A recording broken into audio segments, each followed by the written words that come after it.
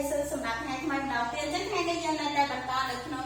lesson 16មេរៀនទី13 clean up ហើយថ្ងៃនេះអ្នកគ្រូយក lesson 3 song ចាសងរបស់យើង there are 10 in the bed ចា there are 10 in the bed ជាចំណងជើងសងមុនពេលដែលយើងស្ដាប់ listening ក៏ដូចជាអានបកប្រែអ្នកគ្រូចង់ប្រាប់ពីពិបាកខ្លះអញ្ចឹងតើតើជាមួយពាក្យពិបាកថ្ងៃនេះគឺយើងតើតើជាមួយនឹង number ចាហើយយើងបាន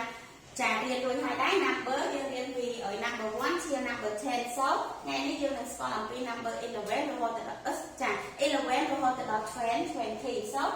number របស់យើងមានអីគេ11ចា11 12 12 16 13 14 14 15 15 16 16 17 18 18 19 19 and 20 មក20ចាអញ្ចឹងអ្នកគ្រូក៏ចាក់ listening ឲ្យបងស្ដាប់បន្តមកយើងនឹងរៀនអានជាមួយគ្នា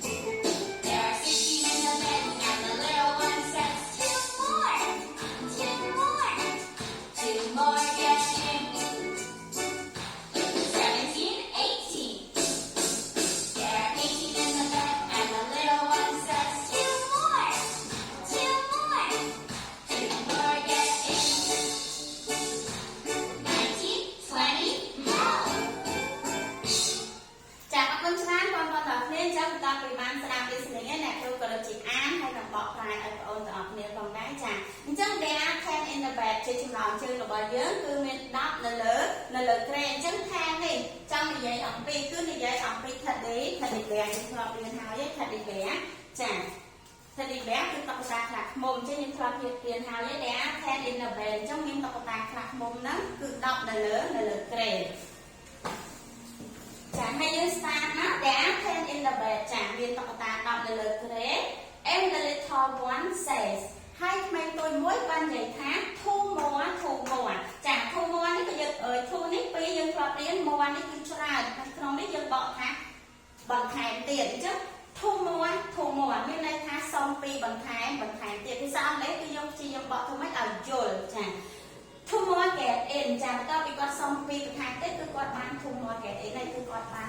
get in គាត់បានពីរនឹងមកហើយ so បាន 11 12ដំបូងឡើងគឺ only 10មានតែ 10 in the bed ទេមានតែ 10 មានតែ10នៅលើក្រែទេប៉ុន្តែបន្ទាប់ពី little one says two more គឺគាត់ទទួលបាន 11 12 10បន្ថែម2ទៀតគឺបាន10 12ចា11 12 there are 12 in the bed so ណាគឺមានន័យថាគាត់មានតុក្កតា teddy bear ហ្នឹងគឺចំនួន12នៅលើក្រែ and the little one says ហើយក្មេងតូចហ្នឹងគាត់នៅតែនិយាយថា two more two more get in អញ្ចឹងគាត់នៅតែនិយាយថាសុំពីរបន្ថែមទៀតមកសុំពីរទៀតមកអញ្ចឹងគាត់ក៏បាន2ទៀតបានរហូតដល់16 14គឺបាន12អានេះគឺគាត់មាន12ហើយបន្ទាប់មកគាត់សុំពីរបន្ថែមទៀត13 14ចា12 13 14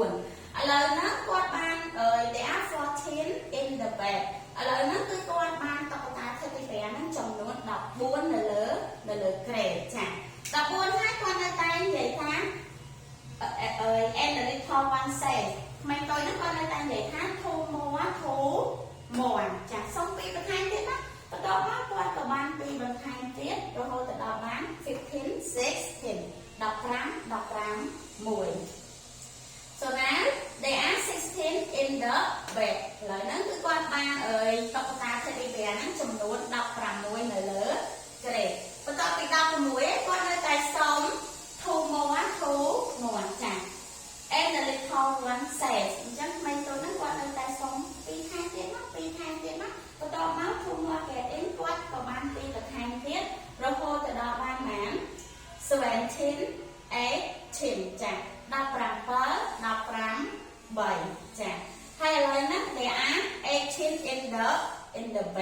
ឥឡូវហ្នឹងគឺបានតុក្កតា teddy bear ហ្នឹងចំនួន18នៅលើក្រេនៅលើក្រេហើយ the little one says ក្មេងតូចហ្នឹងគាត់នៅតែនិយាយថាធូមកសុំពីបន្ថែមទៀតណាចាគាត់បានពីបន្ថែមទៀតរហូតដល់19 and 20 19មក20 so មានន័យថានៅលើក្រេរបស់គាត់ឥឡូវហ្នឹងគឺមានតុក្កតាខ្លាឃ្មុំហ្នឹងរហូតទៅដល់20ចាអរគុណច្រើនចឹងសូមអានជាមួយអ្នកគ្រូម្ដងទៀត There are 10 in the bed and the little one says two more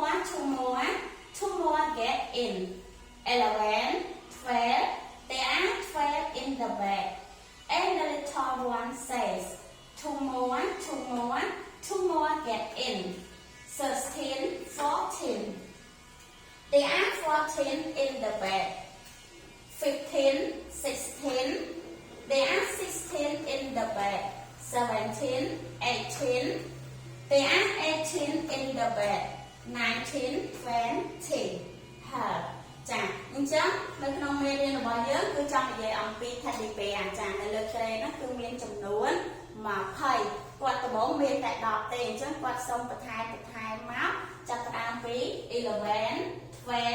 13 14 15, 16, 17, 18, 19 and the last one 20 អញ្ចឹងតុក្កតា teddy bear របស់គាត់គឺមានចំនួន20ចាអរគុណច្រើនបងប្អូនអ្នកគ្រូមេរៀនខ្លីៗសម្រាប់